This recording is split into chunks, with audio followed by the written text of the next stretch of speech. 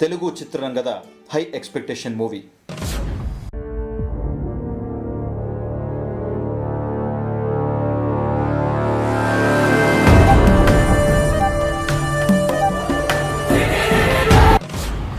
ಸೋಲನ್ನೇ ಕಾಣದ ಮಗಧೀರ ಖ್ಯಾತಿಯ ರಾಜಮೌಳಿ ನಿರ್ದೇಶನದಲ್ಲಿ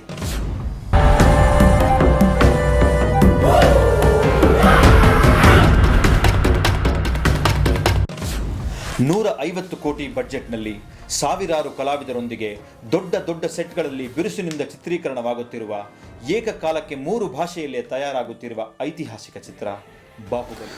ಪ್ರಭಾಸ್, ರಾಣಾ ದಗ್ಗುಬಟ್ಟಿ, ಅನುಷ್ಕಾ ಶೆಟ್ಟಿ, ತಮನ್ನಾ, ಸತ್ಯರಾಜ್ರಂತಹ ಮಹಾನ್ ಕಲಾವಿದರ ಸಂಗಮ.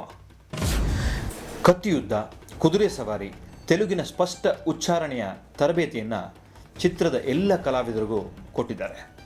ರಾಜಮೌಳಿ ನೋ.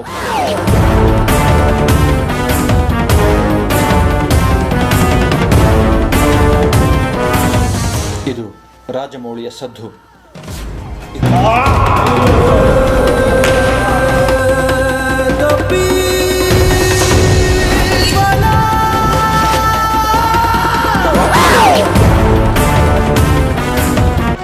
ಇದು ರಾಜಮೌಳಿಯ ಕನಸು.